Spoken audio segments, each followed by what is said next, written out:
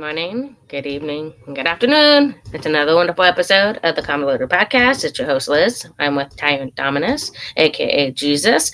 And if it's your first time listening, you can always subscribe and follow. If you don't want to, you don't have to. We're not making you. So how you doing, Jesus? I've been well. Little stuffy nosed. Winter weather. It's winter now. It's officially winter. Yeah.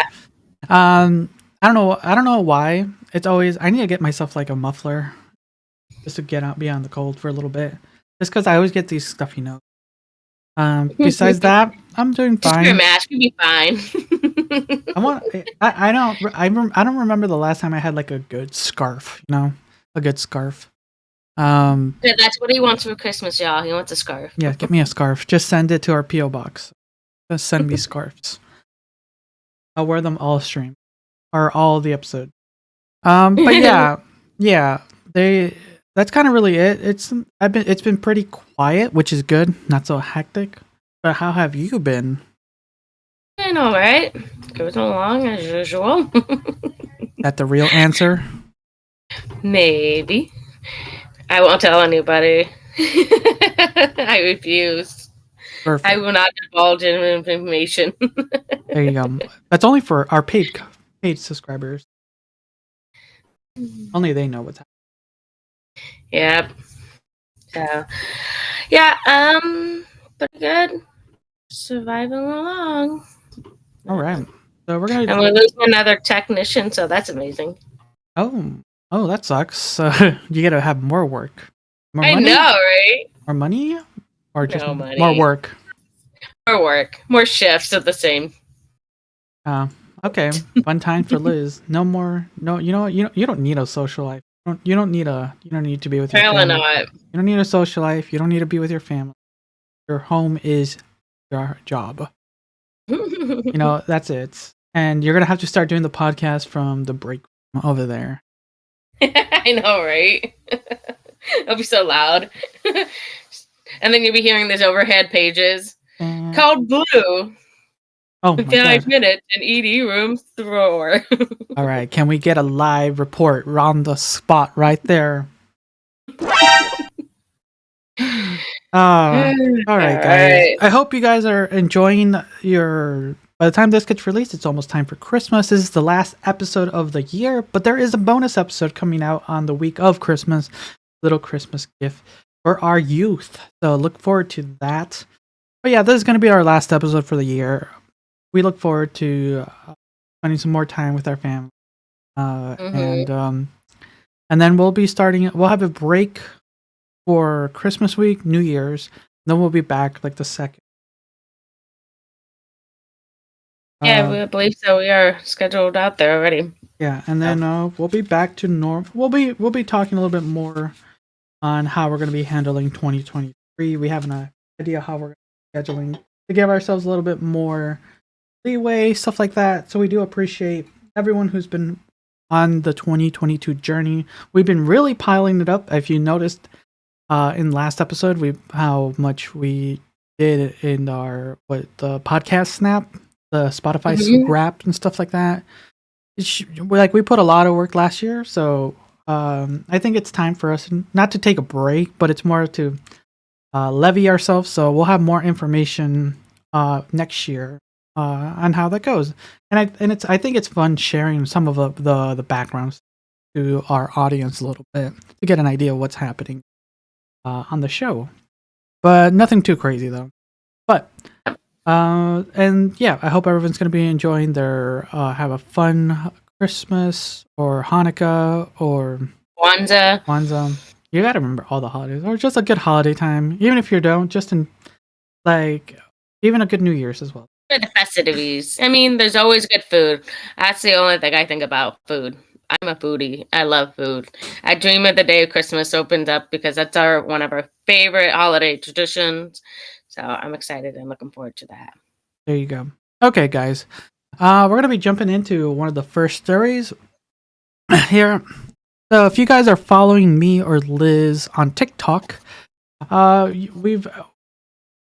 on what content you put out there, like I have mostly all reactional stuff. You hear clips from the podcast here and there, and the like.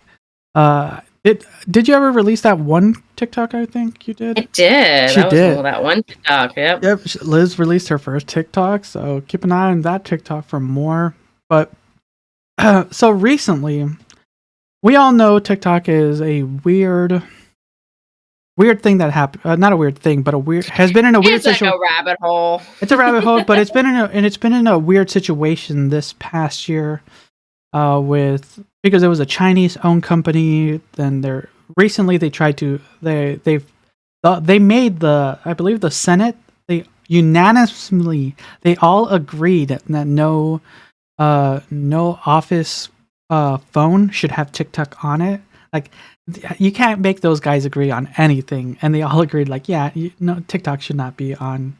They were trying to ban it in general. I mean, they're trying to get it outlawed here. Come on. True. So recently, TikTok is flooding with vulnerable teenage girls with self-harm content.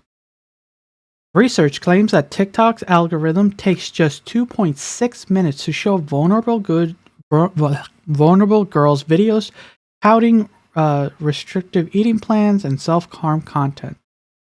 And it sounds like we're back at the the Instagram issue that we had about a year or a couple months back, which is that's no surprise. Like, content is made out there, ads and people put out stuff.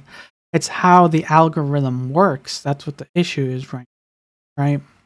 Mm-hmm. So let's see here. Let's continue. I think it's still trying to figure out me half the time. Yes. Give me 1 second. Pull up the article. We have it up.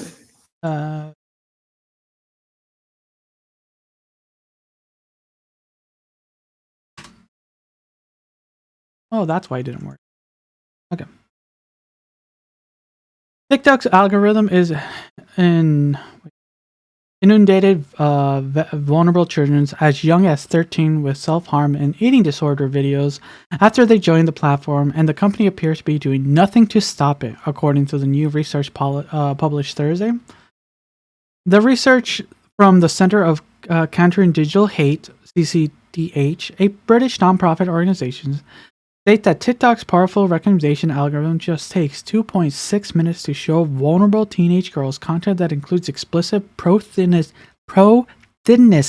videos, restrictive eating plans, and self-harm content. That is crazy.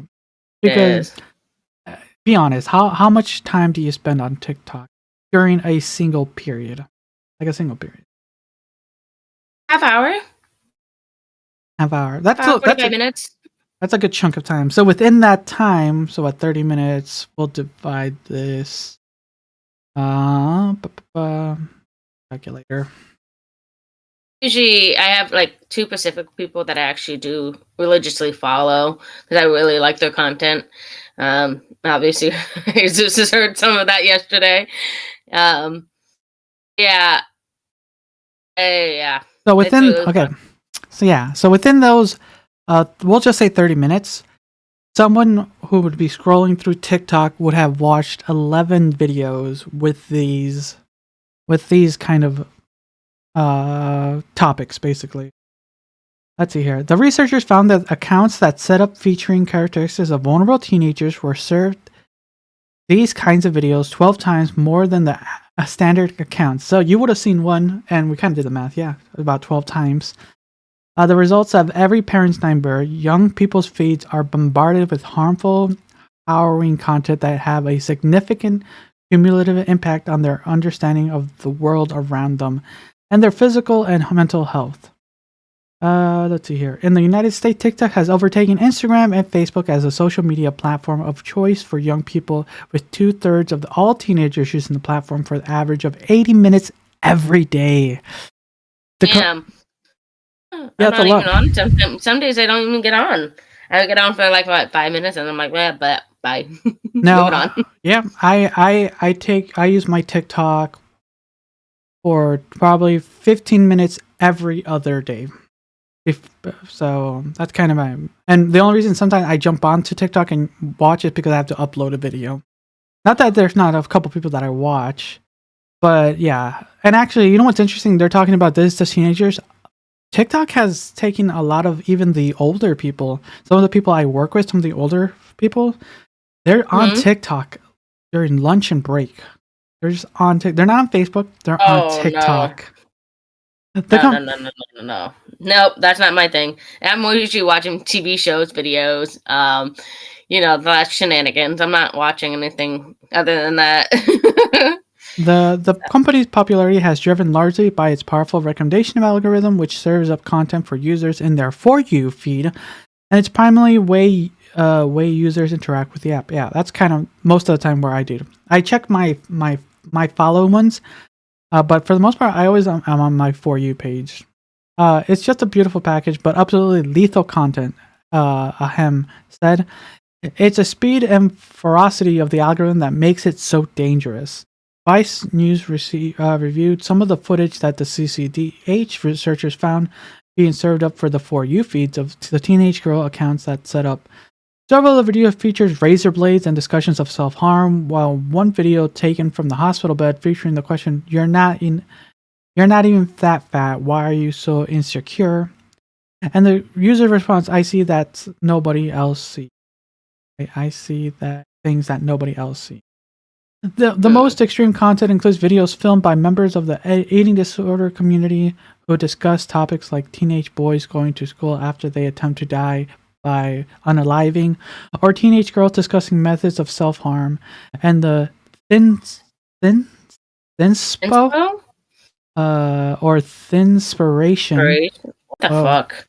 Which are videos aimed at motivating weight loss. In one instance, a vulnerable teen account was shown 3 videos of other teens discussing unaliving plans in a space of single minute while scrolling through videos. Wow. Just going through that little portion, it's interesting to just overall just like see like, whoa, that's a hot mess. And it makes sense because the way everyone's TikTok different. There's different pockets of TikTok, just like how there's different pockets of YouTube. There's like you can jump into one thing and not even notice that there's like if you would have told me there's a inspirational part of TikTok, I would have said, yeah, that sounds about right. But yeah, I wouldn't know how intense it is. There's some level. There's scales of intensities. Like you probably would have sent me a video. Like you would have said, "Oh my god, check this like weird video out," right? Yeah, I usually do. I'm like, what the fuck is going on with this video? I usually send it. I'm like, hey, just see what your reaction to it. So exactly, and it's these moments right here. It's these things that are like completely like that. This is so. What are you thinking so far as how TikTok is at the moment? Kind of fucked up. I'm not gonna lie. That's pretty fucked up. I mean, I don't remember even getting any of that kind of crap. But of course, honestly, probably for my birthday, they're like, she's not gonna give a fuck about this shit. So, but remember, the algorithm works on who you are as an individual. This account they were using, they were basically imitating what a teenage girl would see. Yeah. So crazy. So this is something like I would say this is something that would be pushed onto your daughter. How about that? That's the best way I can explain it. So thinking like that, what are some of your thoughts?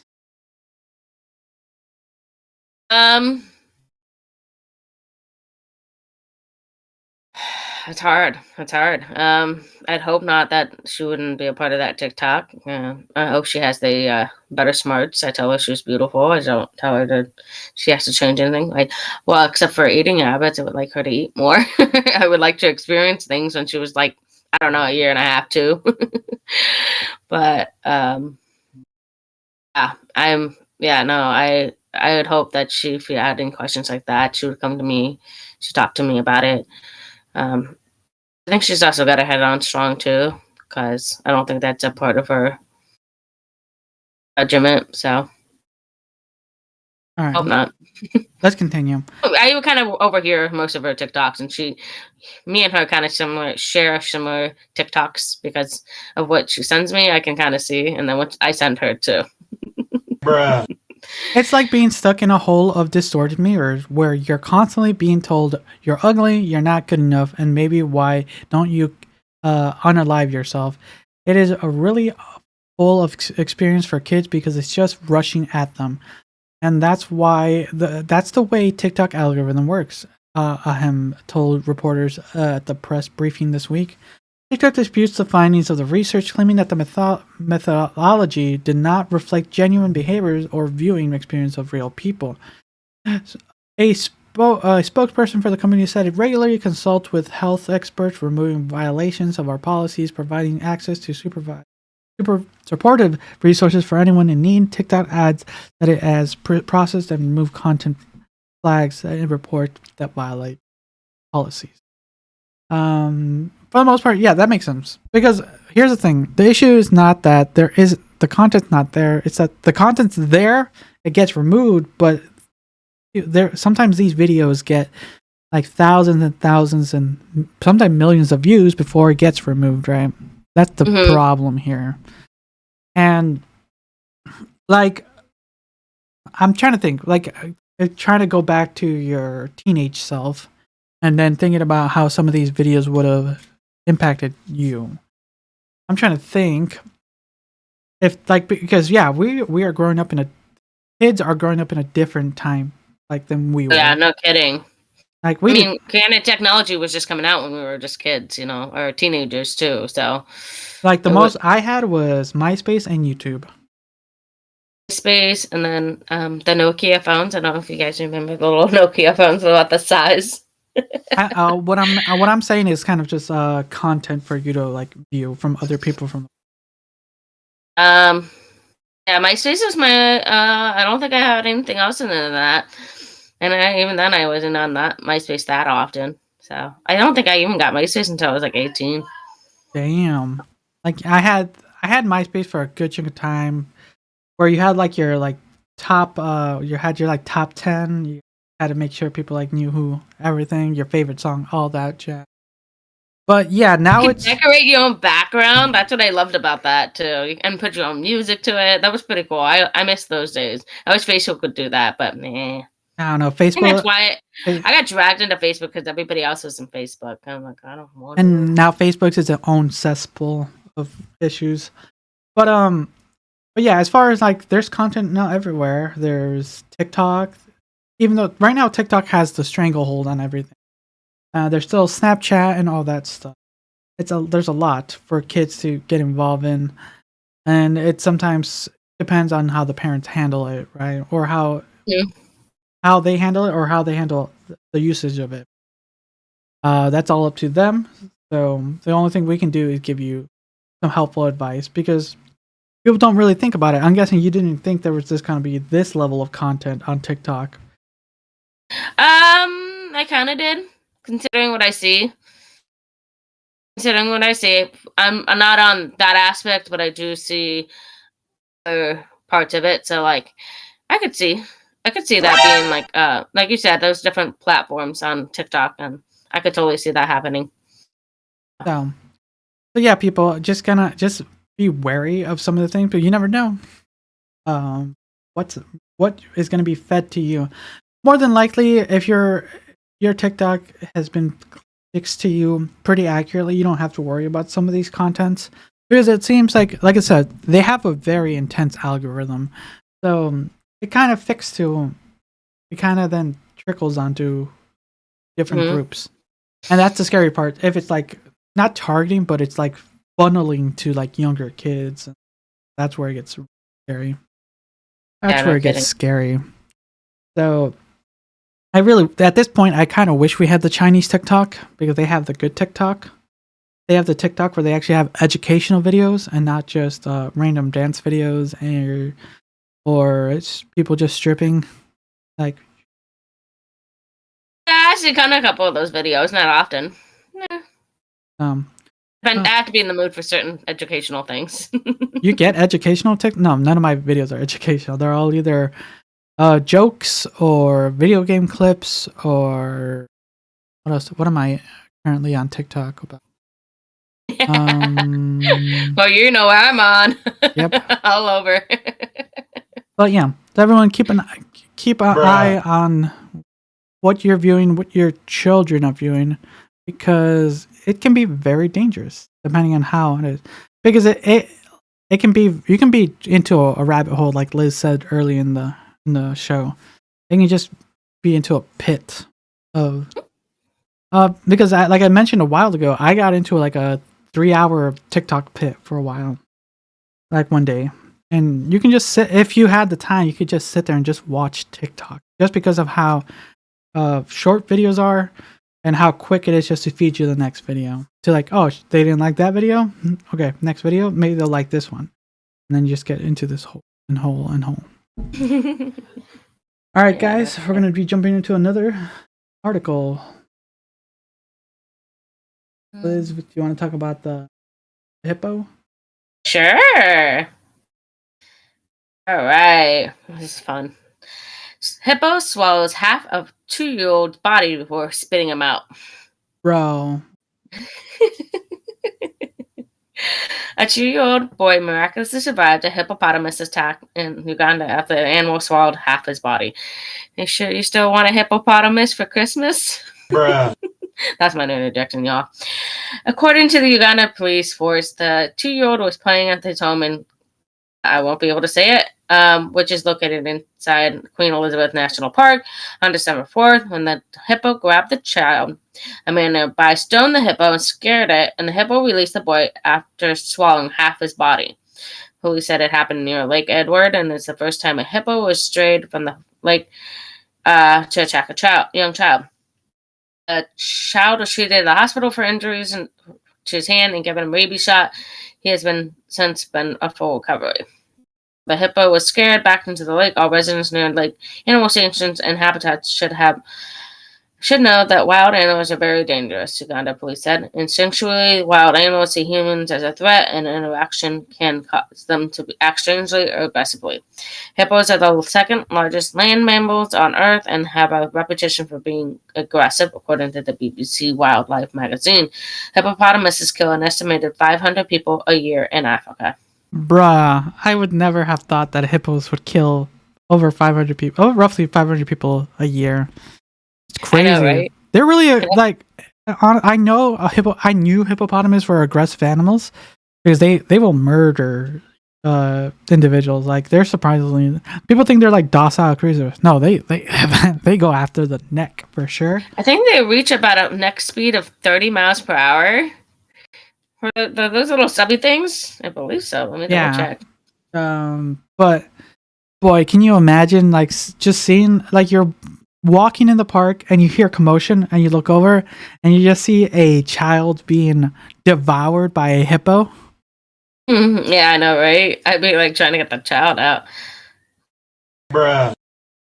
So yeah, it looks like, I'm guessing the child just kind of got away from the 19 miles per hour. I thought up to 30 miles per hour. So they can go from anywhere from 19 to galloping to up to 30 miles per hour. So I was right. I'll be up there. They move fast, and you don't want that big body moving at you that fast. You're done. You're done. Right? So, but for sure, it's like you can only imagine the parents how they must have felt during that, and like mostly when you're like at a national park. Yeah, you're just in a national park enjoying your day, and you just hear hippopotamus attack.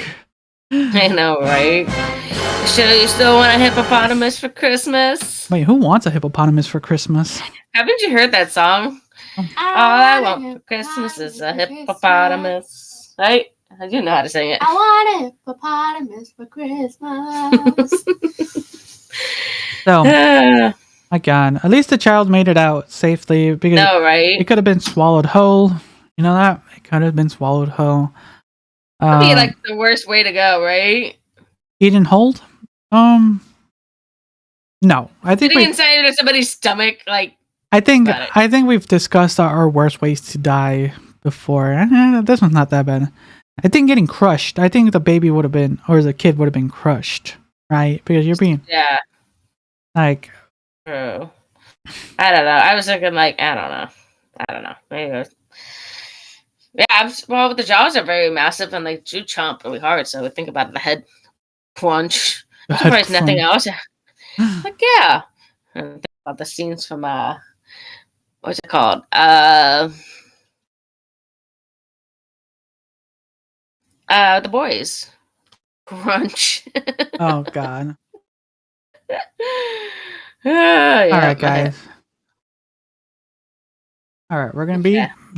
be watching a video. We're gonna be talking about Fortnite, and for some of you older people who are Fortnite, the most popular game out by made by Epic, is actually currently being sued. So we're gonna be watching a video, someone explaining a little bit more in detail what is happening. Moment. Here. Damn. Hello, guys and gals. Oh, how many rounds this one kid did? I was reading that article just a tad bit.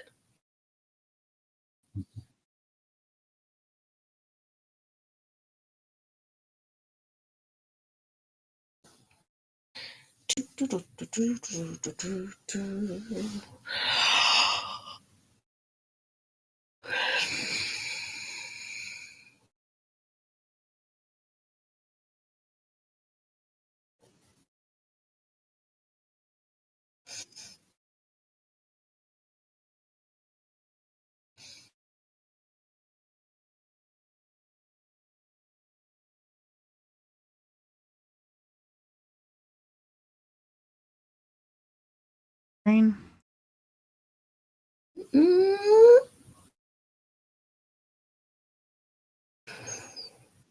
Thank you.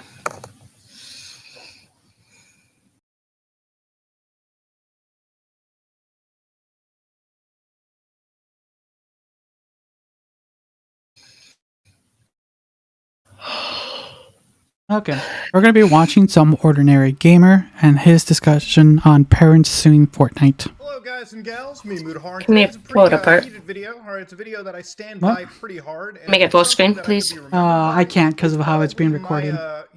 it's probably the sentiments that I'm going to share. It's mostly Now, what for you're those of hearing. you who haven't heard, Fortnite is getting sued. Now, again, I'm not a big fan of Fortnite or anything. I'm not here to be their PR team. But Fortnite is getting sued because apparently it is addictive. Now, for ladies and gentlemen who haven't been following, Fortnite has been likened to, stimulants, illegal stimulants. It has been likened with predatory gambling mechanics. It has been likened with predatory loot box mechanics, whatever you want to name it, okay? Now, ladies and gentlemen, a class action lawsuit is going against Epic Games, which is actually right here in my home turf of Canada. Judge Sylvain Lucier has sided, it's a Quebec thing, okay, has sided with the plaintiffs, agreeing that the claim does not appear to be frivolous or manifestly ill-founded. With the legal proceedings to now go ahead as the plaintiffs have a valid product liability claim against the defendants. The court concludes that there is a serious issue to be argued, supported by sufficient and specific allegations as to the existence of risks and or even dangers arising from the use of Fortnite. The judge did not agree that Fortnite was deliberately created to be addictive. That's what the judge is, however, saying. The court finds that there is no evidence for these allegations of the deliberate creation of an addictive game. This does not exclude the possibility that the game is in fact addictive and that its designer and distributor have presumed to know it. Meanwhile, Epic Games argued that there isn't enough evidence pointing towards the existence of video game addiction. Now, this is one of those special cases where you have to treat everything with a lot of nuance into it. You know, it's not really like, video games good, parenting bad, or vice versa, okay? At the end of the day, this is a very complicated topic, and it's one where we have to discuss with fact by fact. That's true. Before we continue with the video, there's a lot.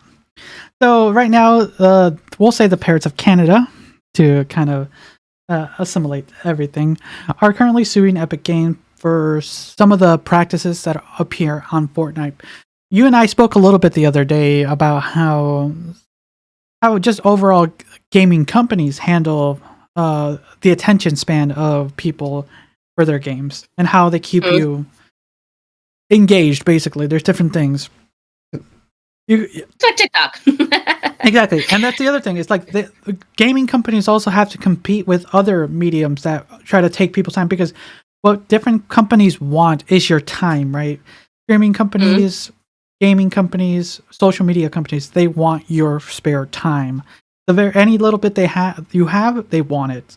So depending on how quote addicted their product can be, that's what it's going to get you to be on them for X amount of time, right? So that's kind of what happened here. And sure, you can kind of say like, oh, it's the parents' fault for not them handling the situation, why they're playing 6, 7, 8, 10 hours of a Fortnite every day, right? But sometimes it just gets into these holes, like we were talking about TikTok, where you just kind of want to level up or get the next item, so something and something. You saw it the other day when we were just hanging out. If you want to join us on Discord, I was streaming a video game while Liz was hanging out on Discord with me, and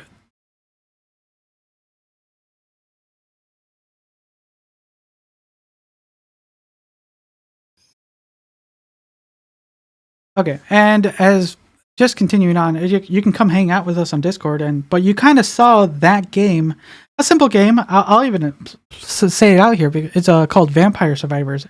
It recently came out free on mobile. I played that game for a solid like 2 hours on my phone. Decided to put the money out and buy it on my computer, and it's a fun game to just kind of just play around, mess around. It's a top shoot like bullet hell. But it has those things where you just kind of constantly want to keep moving and moving and moving, get those loot boxes, get those chests, get those items. And Liz saw it. How long were we quote hanging out on Discord for? Like 5, 6 hours? You said about 6 hours, roughly, give or take. Yeah, and it didn't feel like that because we were just no, it didn't. We were chit chatting stuff like, but we were each doing our own thing. You were hanging out on TikTok. I was playing a video game, and it's one of those things. People just fall into these holes, and it's not a bad thing sometimes. Okay, it makes it. These articles make it sound bad, but it's not if you're not utilizing the time. Sometimes you just want some. Like what we were doing is basically just hanging out a little bit, just kind of chilling because we've had not rough weeks, but long weeks. It's like. You want to just kind of relax and just watch TikToks, and I just wanted to play a game for a little bit. But you know what we also did? We hung out over Discord and also socialized, adding a little social interaction to it. Yeah, we did. We were having fun. We were hanging out, enjoying each other's company, and it made it more not. It didn't make it feel less like we were wasting time, like just on TikTok, or wasting time just playing a video game. Or wasting time watching a YouTube video. You were with another individual, spending time with them. Having time, yeah, exactly. Like you would. We were having conversations because we've had and they say, every once in a while to have like a down day just to do nothing and just chill out and hang out. And that's what we basically did. And sometimes we can't do that in person, but if you guys ever want to, you can join our Discord and then you can just check out if someone's hanging out in the lounge. In our voice channel. If not, you can just chat in the voice, not the voice chat, in the text chats and just post things. We posted videos of different videos. Like I said, different companies have different things that they use to get your attention. We're like, even listening to the show, we're trying to pull you guys to listen to this. We're pulling your attention because that's kind of what we're trying to do. But it's when it becomes like over addictive, or just it becomes a what's the word? It becomes harmful to your lifestyle when it's like causing you to not be doing the things you need to be doing. I don't know why I can't think of the word, but when it's just like it's more of a distraction in life, but it's definitely futile when you're not doing something productive. So granted, yesterday when we hung out, we didn't do much because we didn't have much to do. I mean, we did some other videos too. Check those on the review. They're on YouTube. Yeah, go check on YouTube. If you're watching this on YouTube, they should be on the channel already. If not, they're going to be on TikTok as well. Anyways, yeah, we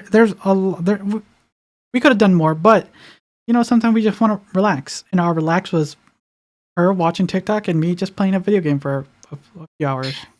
You were playing video games and I was playing games too. So we were just as bad. There you go. All right, guys. Let's see what more the parents of Canada have to say about this whole situation. So is video game addiction a real thing? Now, while Epic Games and probably a bunch of other people would probably assume that it isn't, video game addiction is actually very true. One of the things cited, from what I've understood, is the actual WHO, gaming or disorder classification. For those of you who don't know the...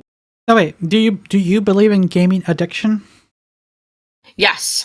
Okay. It's just like gambling, right? Yeah.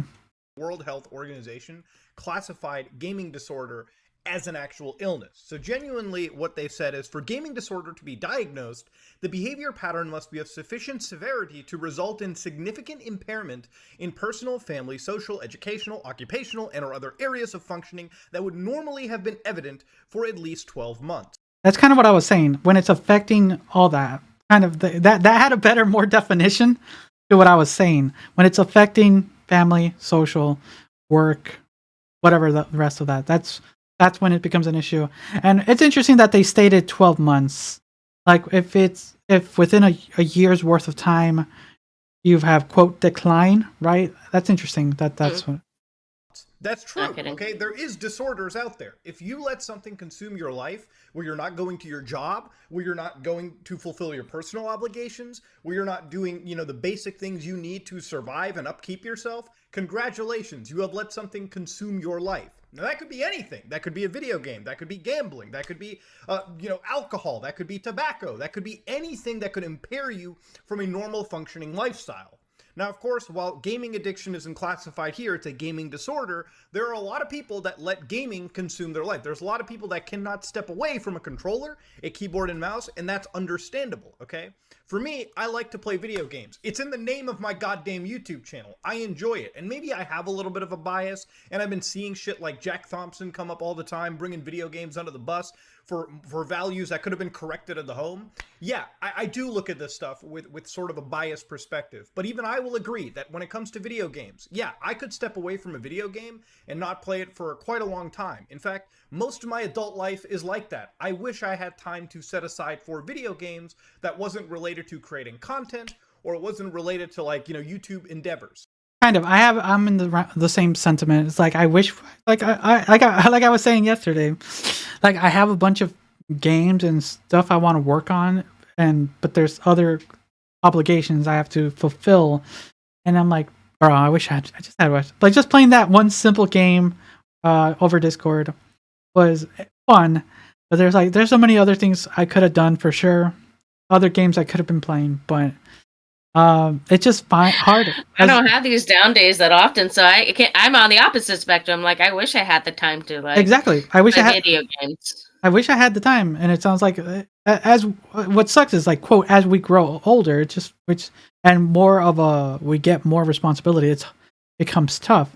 Like, honestly, I could as a kid or teenager, I remember I could play a video game for like solid 5 hours. Not worry about anything. Oh, my parents had that strict thing on that one. So, like, dinner time, you had to drop that controller and go. Wash your hands and come down. Damn. But yeah, it's just like it's tough to find the time to be able to do anything for your enjoyment. And not just video games, just anything.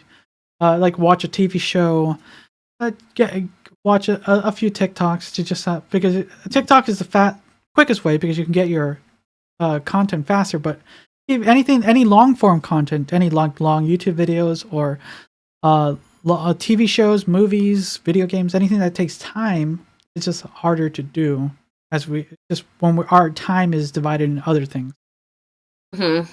Okay, that's what I wish. But life is not like that. If I want to be a functioning adult and live with a roof over my head and have food in my belly and do basic things, I have to work. That's just how life is.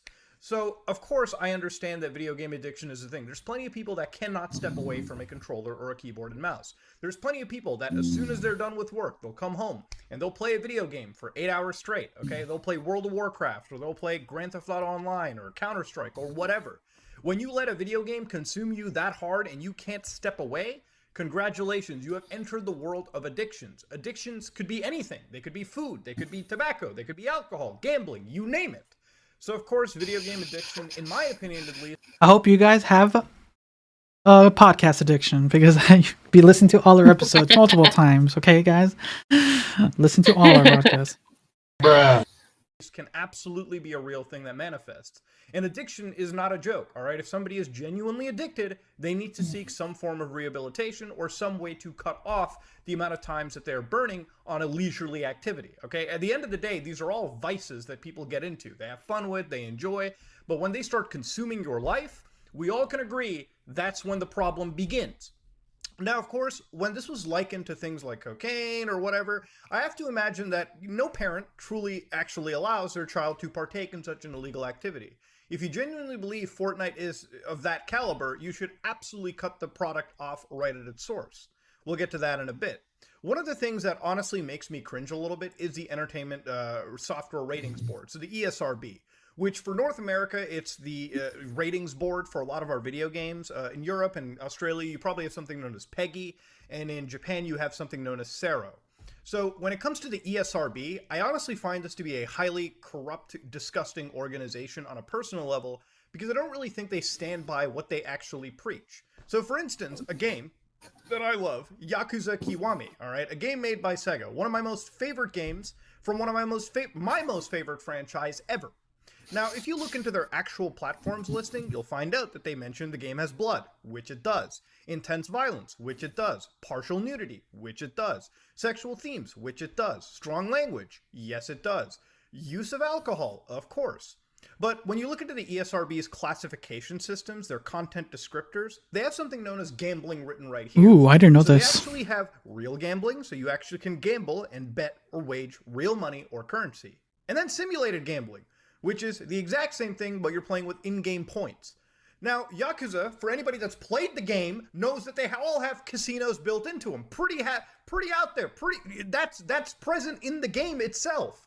Why does the ESRB not mention it in the actual game to begin with? Even when you go to something like Grand Theft Auto 5, right, for instance, they don't even mention gambling here, despite the fact that the online component of this game has a casino that you can actually gamble with using real money as well too. Real? So again, the ESRB, Wow. anytime these ratings, And I don't know it that. almost feels like even the rating boards that exist don't actually cover the game content properly. So when it comes to Fortnite, one of the questions that have been asked is these games are designed to be addictive. So, for instance, behavioral psychologists often exist for mobile gaming or gaming in general, where at least for free-to-play games, and you can look this up yourself. In fact, we'll do it together right now. From a GDC talk, gambling, gaming, addiction, F2P scientific and legal perspective, you had two psychiatrists, Tyler Black and Ryan Black, basically looking at free-to-play games, and there's a great focus on conditioning and how one must self-regulate themselves before these addictions take hold. Now, especially for children who are playing these games free to play, they are exposed to not just a video game like Fortnite. At the end of the day, Fortnite is just a battle royale that one can jump into. The money-making prospect of Fortnite comes from its sponsorships and its selling of skins. Now, the skins, from what I understand with Fortnite, are limited time. Now, usually what will happen is Fortnite will release a skin, the skin will be on sale, or it'll be part of some unlock or battle pass, and you could obtain the skin right there. Now, after a certain amount of time, if you don't get it, you miss out your chance of getting it. So this invokes something known as FOMO, which is the fear of missing out. Yeah, I think we were talking about this a little bit. Like that is a interesting concept. The fear of missing out. It's one of the few things where like you invest time. Like I gotta stop doing what I'm doing because I'm gonna miss out on an event, an activity, and I gotta stop what I'm doing. And just transitioning that to online content, right? And I'll be honest. I think there was one time when I was like the early days of Fortnite. I think I spent $60 to try to acquire a skin back in the day, just because it was like the last week, and I didn't have the time to invest in the game to get it. And I'm like, there goes quote $60 down the drain because I don't play Fortnite anymore. So even though That's how it does it in spurts. That's funny. It just depends on what's there. I mean, I don't think she touched the game for about 2 months, and then she recently just got back into it, and then it kind of just goes in ebbs and flows like this. Yep. So, like, I never know. I don't know how long each spurt is to when the next time she's not playing to the next time she is playing, because they're so far and in between. And maybe it can be also be when the release of different characters, like just as we're talking right now today, they released a new character pack that, like he mentioned, like Mudohar mentioned, is limited time. So if you don't buy them now and spend X amount of money now, you're not gonna get them anymore, and then you're gonna like lose the chance, and everyone else is gonna have said skin, and you're not. And there goes probably, we'll just say $40. Like there goes $40 that could have been spent on something else or done for something else, but like you just like wanted to get it, like because you didn't want to miss on the chance. There's been times in other games I've thought of that, and I'm like, at this point, I'm like, am I regretting it? Slightly, but not as much as like, not as bad as other, because at least it was spare money, not like money that I was like gonna use for something important. But sometimes people just spend their money like it's their lunch money. Like I can eat ramen for a couple days, but I need this skin. Now, as an adult, I can look at a video game and say, I'm not getting that skin, who cares? But for a younger child who's literally surrounded by kids who play the exact same game and who believe this to be an identifier for what's cool and what's not, look, we've all been there. Yep. Obviously, for them, they have the fear of missing out. I'm sure that they would love to jump in and spend $10, $20 to buy that skin, all right? At the end of the day, kids, a lot of them don't even have the concept of money simply known down. And of course, beyond FOMO, there's obviously loot box mechanics, battle pass mechanics, ways for you to constantly be incentivizing yourself to keep playing the game. There's a lot of psychological tricks that video games will use, especially free-to-play stuff, to keep you consistently engaged to the game. And the reason they do that is, A, you can be playing longer, so that means you're not really playing any of their competitive, their competition. Like, if Call of Duty wants you to play, they'll give you enough content, and they'll find a way for you to be addicted to Call of Duty Warzone specifically. Because they don't want you playing games like Fortnite. They don't want you playing Apex. They don't want you playing their competition. The longer you play their game, the less you play of their competition. And obviously, the more you play their game, the more you may be incentivized to buy a skin or join the battle pass or join any of the microtransactions the game offers. Now, as an adult, I know the concept of money. I'm not going to throw it away on a game willy-nilly. The only microtransactions for a game that I would ever buy are games like Rainbow Six Siege, games that I've poured thousands of hours into. I also have a job and disposable income that I can afford comfortably for certain microtransactions that I buy 3 or 4 times out of the year. For a child, they really don't have access or knowledge on how to properly manage money yet, okay? When I was a kid, my dad used to give us a tiny bit of allowance, all right? Like a few bucks. And the point of it... Did you get an allowance when you were younger? No? Absolutely fucking no. No, I didn't have allowances, but if we did chores, we would get like a couple dollars. And like dollars back then was like godsend. Like $1, like $2 could get us like a whole bunch of snacks at the corners market. And not until we started doing yard work for our neighbors, that's when we started earning money.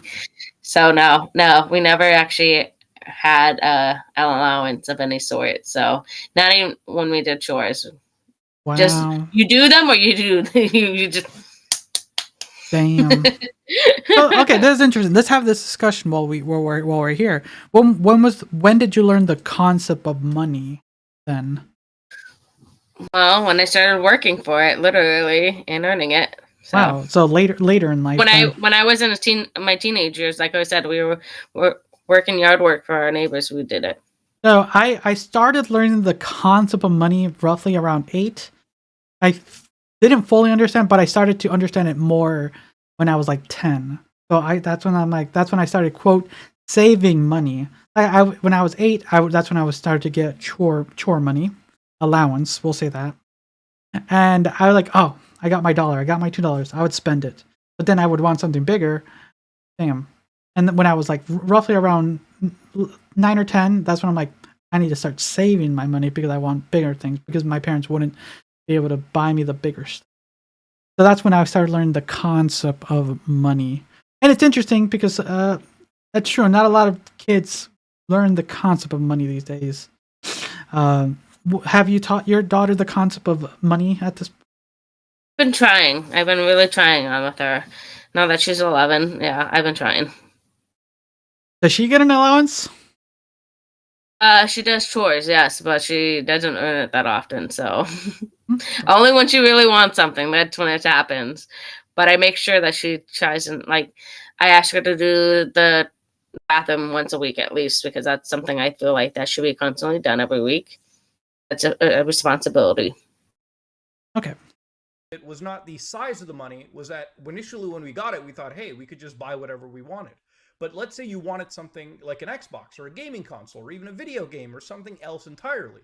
You would have to learn to save that allowance up, or you could find jobs. And luckily, I live in the East Coast. There's a lot of snow that falls 3 months out of the year, so there's a lot of snow shoveling one can do, and you can make money. You can make extra cash and buy whatever you want.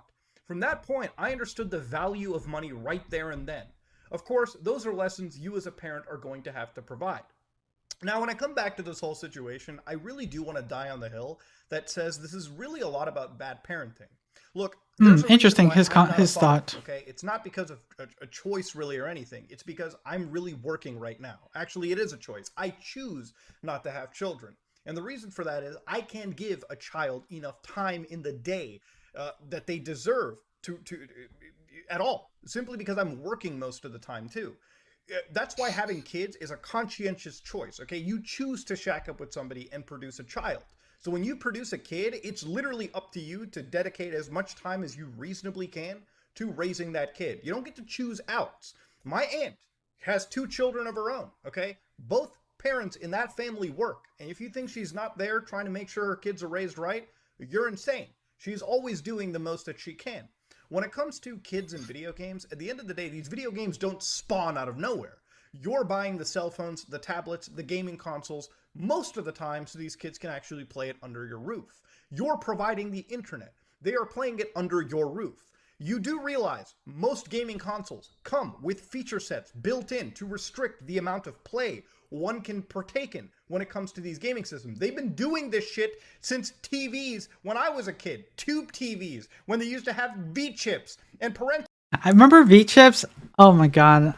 Vaguely V-chips, but but again, like I said, I told you this. I've raised was what 5-8 channels, and that was about it. And that was whatever we can get through the cord. That even, yeah. But I remember there would be restricted channels we wouldn't be able to watch, and there was like timers. Like you would need to put in the code to like be able to watch past like 9 o'clock. I'm like, I remember that. But yeah, there are parenting tools out there. If you're worried about things, I think this is not the first time, and probably this won't be the last time we talk about just in general how much time a child should be involved in anything specific, social media, television, gaming, anything. Like it's hard. I know, but it's hard. It is hard, but also I'm not home all the time too. That's the messed up part. I'm not home all the time. This is a way for interaction with her friends. Do I not allow her to be social with her friends online? That's the other question I have to debate about that. That's true. Like I don't think the question is should you, it's how much time they should be. And it's true, every family has different situations, and different like how much time a person can spend. Because in this economic times, it's hard to be spending time with your family when you have to be trying to keep a roof over your head or food in people's bellies. Like you just don't have the time to invest into making sure what your child is doing. But then there are tools as well to help you mitigate that, right? But let's see. This is almost over. Control blockers. Same with set-top boxes. Anything you name it. In fact, I would argue it's actually a lot easier now, given the fact that you can monitor exactly what your child accounts are doing on your network through a lot of these various services. You do understand kids don't just have money to spend at these stores. They probably have a credit card or a debit card attached. There's a reason why the joke of mommy's credit card, blah, blah, blah, for a video game. It's because a parent's credit card is attached. I, for instance... Did you ever hear that meme? I heard it. It's been a joke meme for a long time. About no. So it was a meme a few years back, and it's still around sometimes. But it's a meme where oh, you can't get X item. Oh, just grab mommy's credit card and just input the code, and you'll be good. That's it. That's I haven't seen that one yet, so maybe I missed it. No, I have my credit card attached to my Xbox Series X. If you think my aunt's kids don't have access to my credit card when they're coming over to play Fortnite or some bullshit video game, you'd be out of your mind. But even then, there's settings on these systems to prevent charges to your cards. I have passwords set up, so even if they tried to buy a battle pass or V-Bucks, just wouldn't be happening. Yeah, I a lot of my stuff, my PlayStation, my Switch, my on my even just general stuff like my Amazon, things like that. Everything has a password protection on it too, and which annoys me sometimes because I like, damn it, what the fuck is my password to that again? Yeah, I know, right? I'm always doing that too. But yeah, anytime anyone, kid or adult, is trying to do something or purchase something, there's a password lock to it. There's a lot of things you can step in between. Now, of course, I've seen a lot of people push in takes like, hey, Mudo, what about like if they go to their friend's house? They're not going to be at their friend's house every goddamn hour of the day. At some point, they come home. And even if they come home, the point is not to actually like take away things from your kid. You got to sit down and talk to them about, hey, how many hours are you putting into this video game? And do you really want to spend $20 on a virtual skin or be part of this virtual slot machine gambling and in the long run? You know, if you sit down and have a discussion with your kids and explain this, I guarantee you they'll learn a lot better. And of course, even if they don't, you can always disable these games from running on your systems to begin with. You can prevent these games from being played. You can say, hey, you can play any other game except that really addictive game called Fortnite. It doesn't matter if their kids play it. They live under your roof. You have some level of direction you can offer. You can't just be a hands-off parent. At the end of the day, if you care about these kids, if you care about the kids that you're raising, you have to put in your effort to make sure that they're not breaking or they're not stepping into shit that they shouldn't be. Now, of course, I talked about this very briefly. I said, hey, parent your kids better. And I want to respond to certain messages as well, too. Okay, before we get into his response, what are your thoughts on that statement? I agree that you have to be better parents. If you're not managing that, that's your own fault. I mean, I'm paying for the repercussions of it. Yes, I explained to her. I've talked to her about it. But also pointed out to her, what do you want? Do you want this trip coming up? Or do you want this? You have to make up the decision. Well, that means you won't have money for this trip. So just an FYI, when you want something, you can't have it. Remember that. So it's kind of I try and put it out. This is how it is. You know, got this X, Y, and Z. Well, guess what? You can't have this X, Y, and Z when you're at this, time and place. So communication. I think communication. Communication. Yeah, it is communication. I definitely communicate with her. Like, well, mom's got to save money. We have this trip coming up. We have to pay off this trip. We have to do this, I have this bill and that bill. What are you going to do to help me out to help you? So. Okay. All right. Let's see some of the comments that people have put. For instance, me when your kid has a cocaine addiction, you should simply have intervened. I don't have any kids myself. Yeah, you should actually intervene if people are developing drug addictions in your family. You shouldn't just let it fester. I don't know what kind of a family situation you must have, but if my brother started to actually abuse narcotics, you think I wouldn't be involved in that? You're out of your mind. Yeah, you kind of, when you start seeing something that, what is it, harmful? We'll go with that. Like, that harmful, you shouldn't intervene immediately.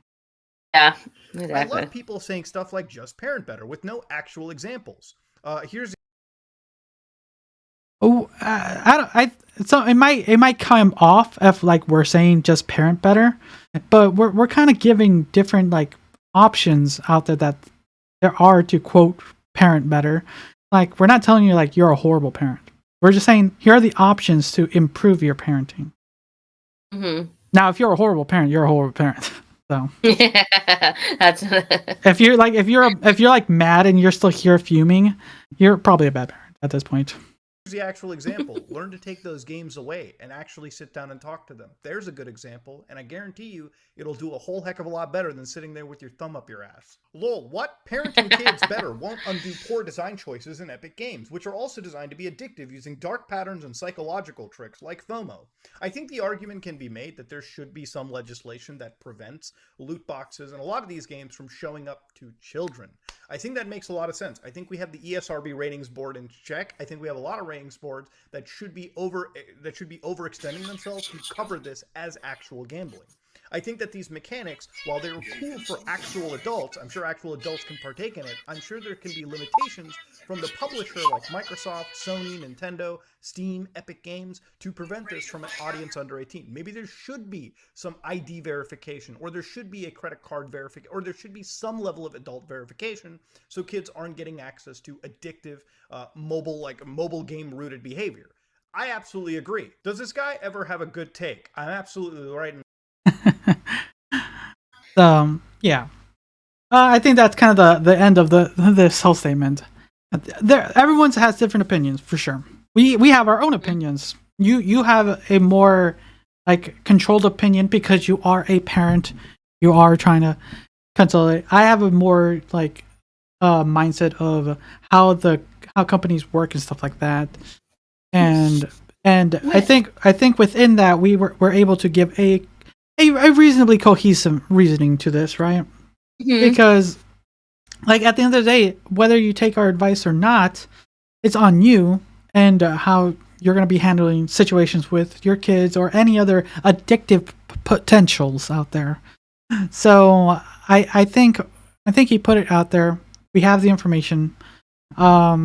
What's going to happen with this? Reutilize it. That's another decision.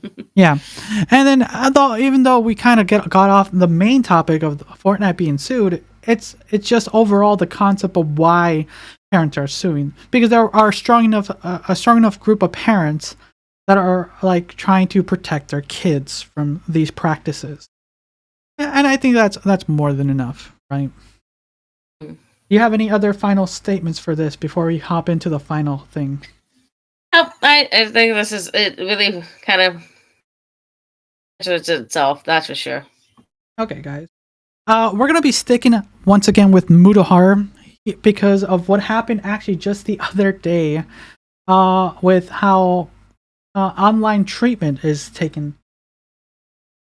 So Mutahar, we're gonna jump in with this. Hello guys and gals, me Mutahar, and I think I've seen one of the most disgusting displays of YouTuber Twitch behavior. Now, if it's something I want to start off with, obviously all of our communities didn't just come out of nowhere, okay? Yes, like, okay, just to start off, we've been fortunate that we have a reasonably sized community now that listen to our podcast, so we do appreciate everyone out there who listen to us. Like, we've grown from when we first started 5 years ago to now. We have a reasonable amount of listeners, and we highly appreciate it. But there's a way, we do. And it's how now the thing is how we handle interactions with the audience in the comments. Well, the thing is we don't have a lot of people who comment, so I think we're good on that end. Yeah, we're very low, but we do get some. Okay, we all had 1 subscriber, 10 subscribers, hundreds, and then thousands, and then up to 1 million and then beyond.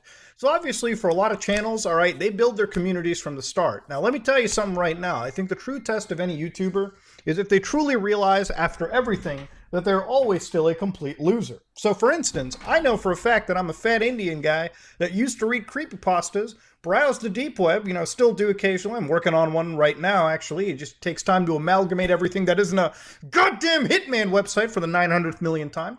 And then, of course, virus investigations, which I still do, and sometimes I play around with Windows. In fact, I got Windows 12. I got scammed into buying that. You're going to get a video of that soon. But, yeah, you know what? At the end of the day, none of us are some crazy celebrities. We're all just losers on the internet that sit around and talk about goofy shit that doesn't mean anything at the end of the day. Hey, I feel that's a personal attack there. All right, let's see. So again, if you truly have your level-headed there, if you're level-headed, you're going to be fine on the platform, okay? You can connect with the people around you. Hell, I remember when I used to stream, all right, way early on Twitch with System Shock 2. I used to play crappy RPG Maker games like Witch's House, really spooky screamer stuff. And we had audiences of like maximum 79, all right? That's pretty much what we're looking at, all right? The chat moved really slow, but I could recognize names even to this day. When people like DirtNap90 show up in a video, when Staz Charlie Blood pops in, when Bubba shows up, who, last I checked, is finally living their dreams. When people come into my chat that I haven't seen for months, of course I'm going to ask them where they've been. And the answers sometimes aren't going to be great because, hey, people have shit going on in their life, and sometimes that shit can be traumatizing. Now, today's video is from a YouTuber known as... today's video is from a streamer actually known as We Found the Body, which is something that people are about to say regarding this man's career, given his complete utter meltdown regarding asking a streamer a simple question. So let's actually look at what went on. They talked about how they haven't for a while, and I mentioned a scene that they should watch, and they followed up with, "Curvy, where have you been? I was on mobile TV, so things were delayed a little, but they continued to talk about other things." And then I said, LMAO, well, my mom died. Of course, the LMAO was meant for something a little bit going on behind the scenes, but they said, hey, I was away because my parent died. So obviously, if you out of your way ask somebody and they give you that response, let's just listen to it. Yeah, so what would you do if we were live streaming and we saw someone in chat and they said, we're like, oh, it's been a while, how have you been? And they mentioned that to you and you read it. What would your response be? So I'd be like, oh, I'm sorry. I'm condolences, my sympathies, you know. Okay, you ready to hear what this individual said? Sure. Dude, okay? Because I can't even explain it in the best way. And it's chef's kiss. All right. Curvy, where the have you been? Oh my God. Well, tell you what, Miss Dirty Curvy, you know what we're not going to do? We're not going to talk about it in my chat. Because it's Friday. And that is a whole big bucket of bummer. And I'm sorry for your loss, but we're not doing that in my chat. Oh. Wow. Wow. Oh my God. Where is his humanness, his compassion? Oh my God. No. Oh. Oh no, dude, where have you been? Your mom died? That's not poggers, it's a bucket of bummers. What's wrong with you? We're not gonna do that on Friday. We have good vibes, okay? Not dead vibes. Is that your reaction to somebody who's just lost their parent?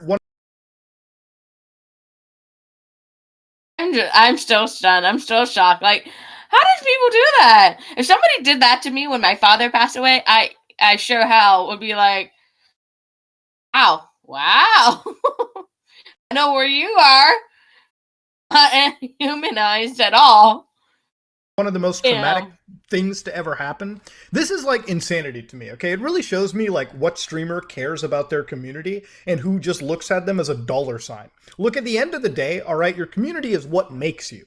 If you're not there to be part of a community, then you're just like a detached idiot. Like at the end of the day, somebody just literally told you my mom died. They didn't go into detail. They didn't really talk about anything crazy. They just told you, hey, I was away because my mom died. You know, the normal, rational response here should have been, hey, I'm sorry that your mother passed away. You know, it really sucks. And you know what? I know what Liz did.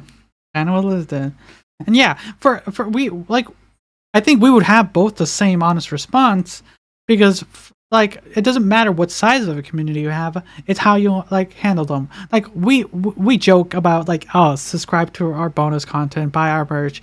But that's just us just doing the generic stuff.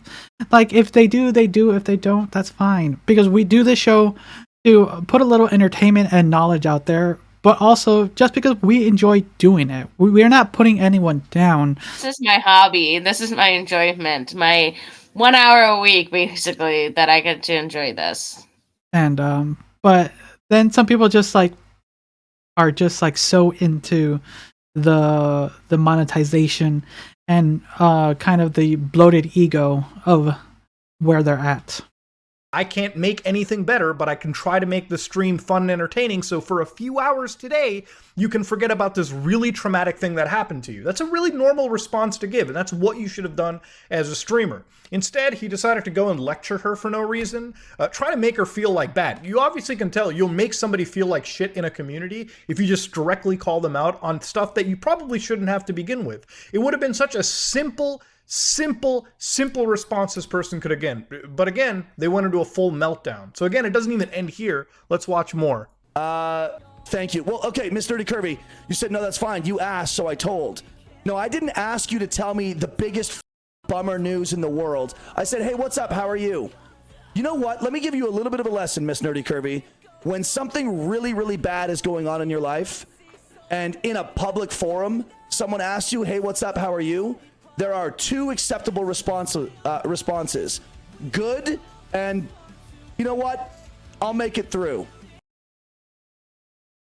Okay, Liz, you can't have a bad day, Liz. You can only say you're having a good day. You're like, I'm getting through it. That's all you're allowed to say now from now on. Fuck you. That is bullshit on so many levels. So many levels. I use that term when I'm at work because, honestly, nobody gives a fuck because they're in the same misery as I am. But damn. That's it. I swear this is the kind of douchebag that 100% he's the kind of guy that's like, yo man, I'm always there for you, bro. I'm always there to make you feel better, man. And then as soon as you start telling them what's going on, they're rolling their eyes all around like, oh, Jesus Christ, just stop already. Yeah, again, it's like, hey, here, I'm trying to make this community or I'm trying to make you all feel better. I'm going to go out of my way to ask you what happened.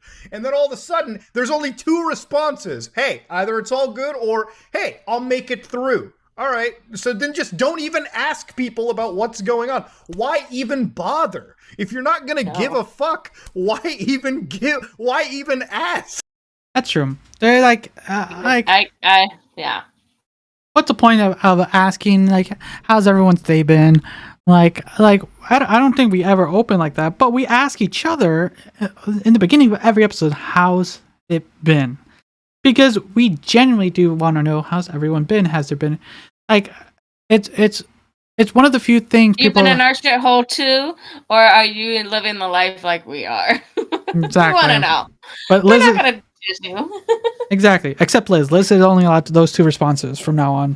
So a second-class citizen has been reduced to just two answers. Two answers. Let's go. Like Liz, how has it been? Good. It's going. Surviving. There we go. All right, let's continue.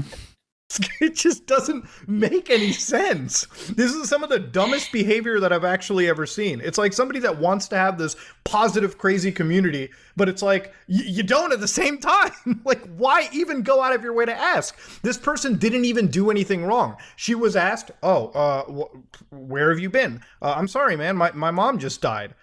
They didn't even go into detail. They just gave you a very short, brief synopsis of what traumatic event they went through.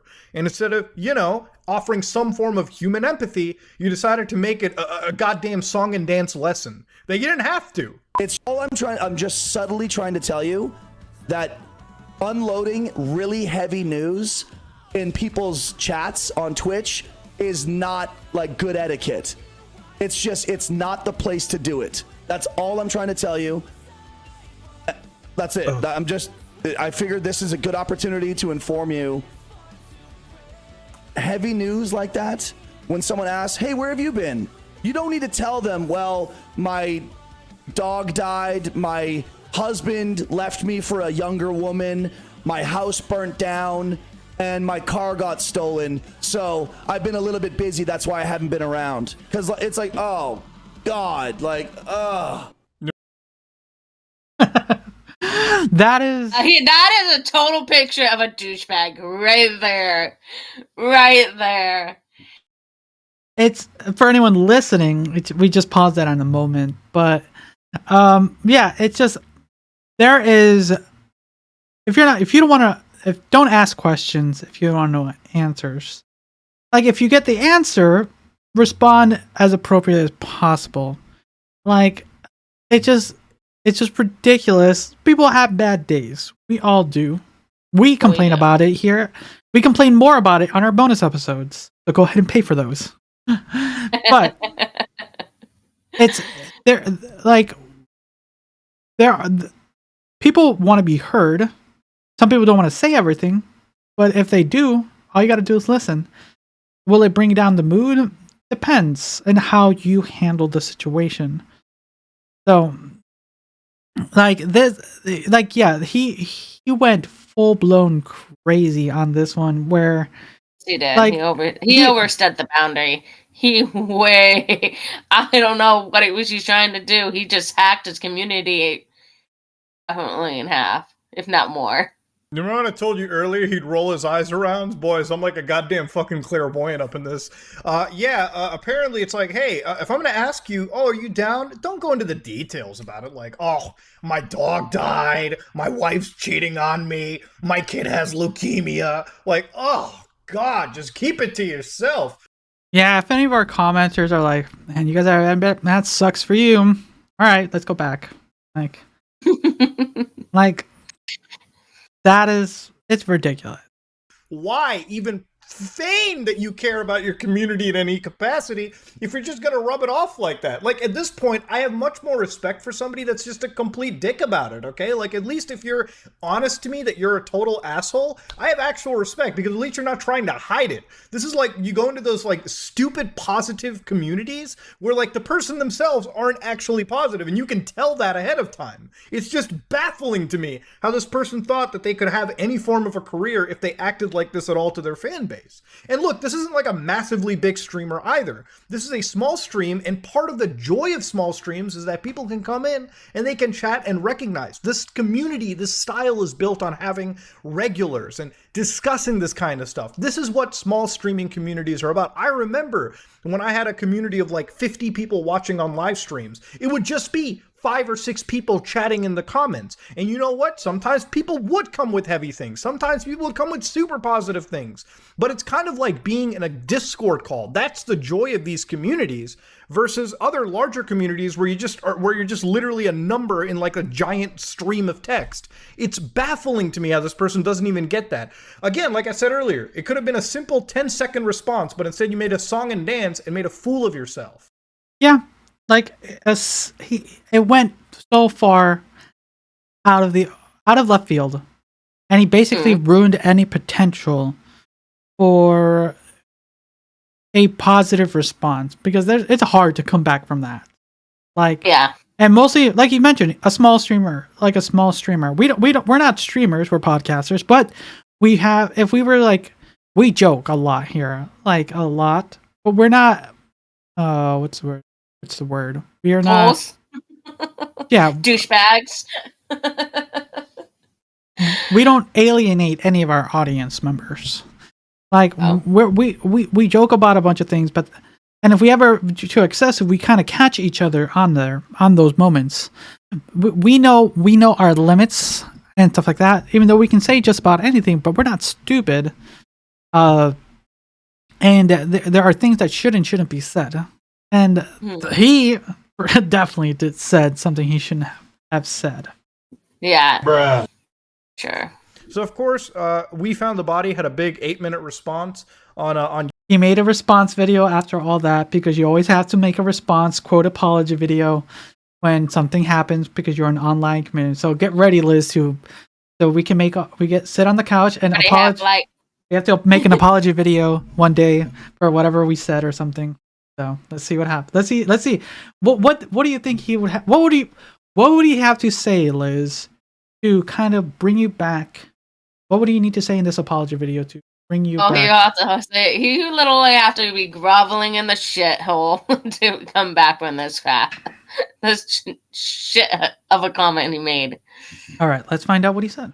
YouTube about this for people on Twitter who were talking about this, and I want to go over a few points, 2 in specific, which basically paint this as one of the most brain-dead apologies where he still doesn't actually get it. Let's listen to it. I've decided to make a video to address this whole situation regarding my reaction to someone's grief comments in my chat that have gained traction on Twitter, which is, why we're here, is why we're doing this.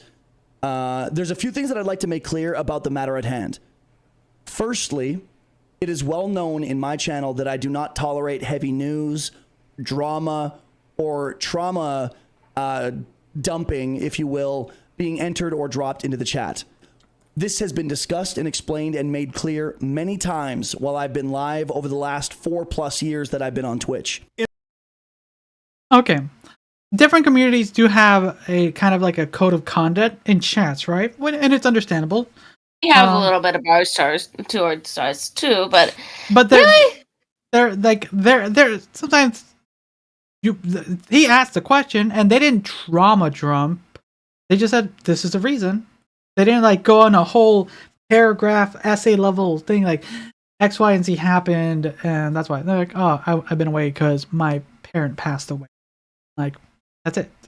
In the defense of John, yeah, he obviously has been dealing with trauma dumping for it seems like the last week. So obviously this might have been like a bottled up reaction that was just sort of given. Obviously we're looking at somebody who responded at their worst, in the worst possible way, so to speak. So I'm just trying to be as charitable and equal as I can be in this situation.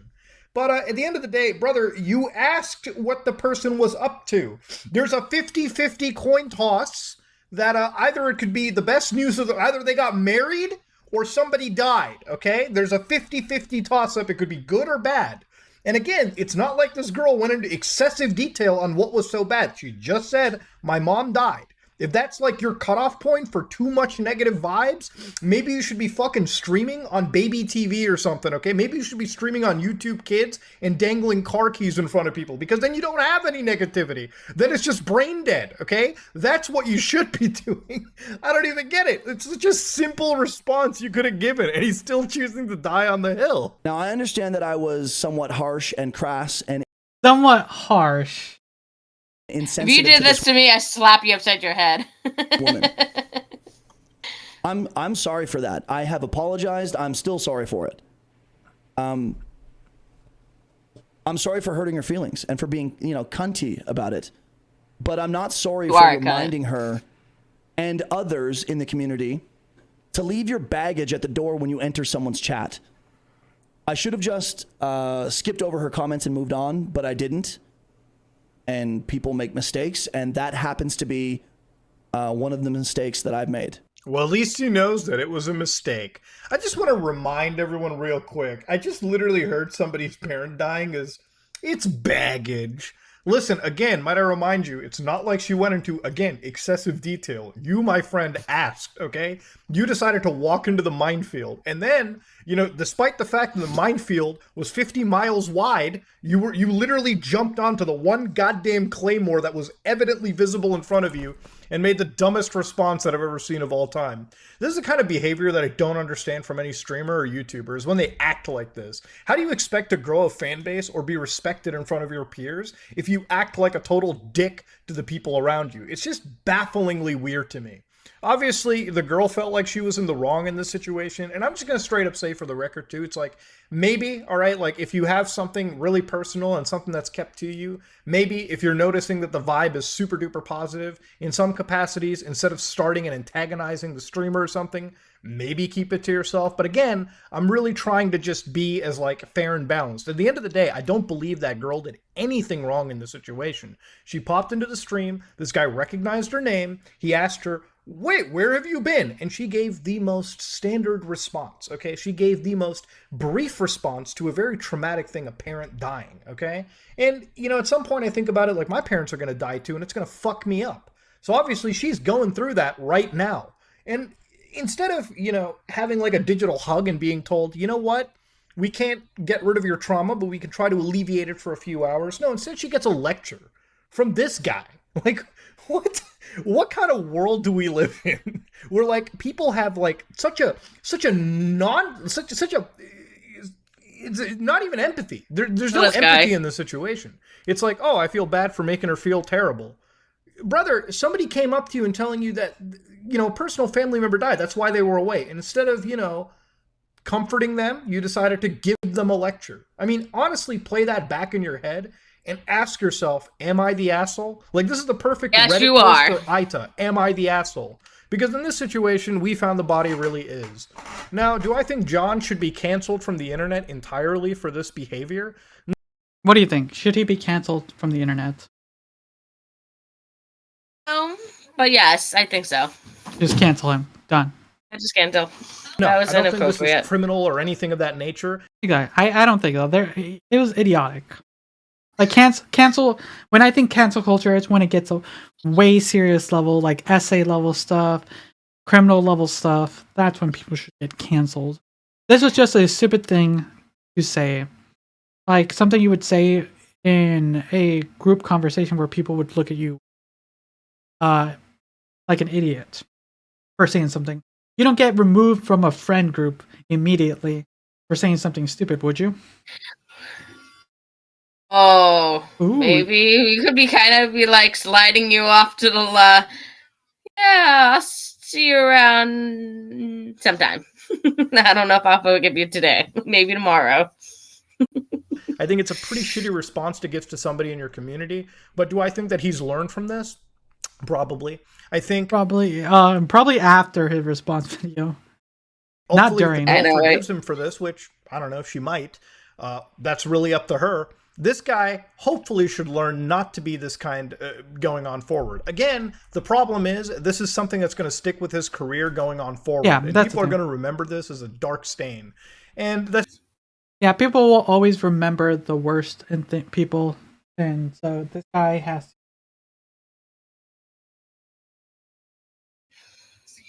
So yeah, that's kind of really it. That's kind of interesting. We kind of close with "Am I the Asshole?" story with an actual "Am I the Asshole?" story online that just happened a little bit ago. Because yeah, like how you treat your audience, the people who are there to watch, support, listen to you, shouldn't be with that level of like just like cold-heartedness.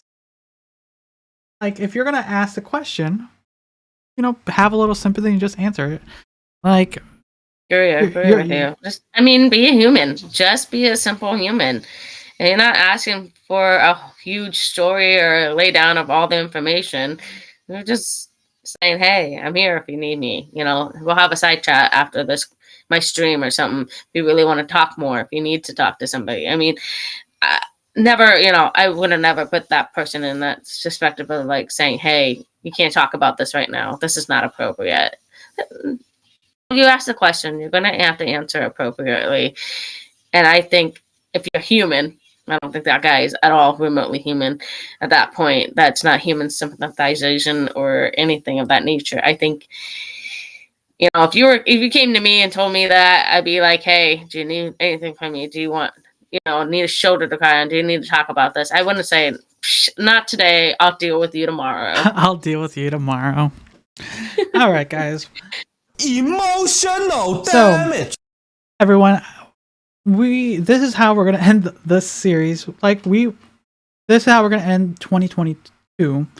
With a story of how some other people treat their audience members. We genuinely do appreciate everyone who's listened. Like we have a couple of you guys listening out there that have us in your top 10, top 5, or even your top podcast, and we truly appreciate that. And we generally do like enjoy that we put out content for you guys, because for us we're just people who find random stories and talk about our opinions on them and try to throw a little joke here and there, even on some of the serious stuff, because there is some stuff out there that is pretty bad, to be honest. But we have to kind of sometimes joke it to kind of like make it a little lighthearted. But at the end of the day, it's like they're serious topics that are happening, and we have to put a little levity to it. So, any final words for the year, Liz? I guess I wish you guys a very happy holidays. Be safe out there. Have fun. Enjoy some food. You can always walk into my house. I'm always on Discord occasionally from time to time. If you need me, call me, hang out with me. I'm all there for that. Definitely. And Happy New Year. You guys be safe and enjoy bringing the new year 2023. I hope it's a lot better than this year. Definitely for myself included. Appreciate you guys listening. Thank you guys for being a part of this. And like I said, come hang out with us on Discord. All the links are going to be down below. Yes, things down below. I will probably be chilling out. My kid's not in school, so definitely coming up to late nights, early mornings for some days for work. And if honestly, I always have a moment to text back. That's for sure. Yeah. Go ahead. Join us on Discord. We're always there for the most part. We always do our best to message people back in our server. If there's things like that, and for those who truly appreciate what we're doing, you can always support us by getting some of our merch from merch.tyrantdominus.com. I am one of them. Just there you go, because it helps us continue to improve the show. And don't forget to rate us 5 stars on Apple Podcasts, Spotify, We'll be starting 2023. We're going to be rating all the 5-star reviews. I recently looked into it. As far as 2022, on both Apple Podcasts, Anchor, and on Spotify, we are a 5-star podcast. Whoop. So we look forward to rating those reviews coming next year. So start putting those in. Keep sharing the show. Show it to your friends and families. Show it to your enemies, whoever you want. Like, just spread the news so we can keep improving, growing, and yeah. So everyone. And for those who are subscribers, you get one more bonus episode this year. Besides that, yeah, everyone, thanks again for listening or watching. Until next time, see ya. Bye.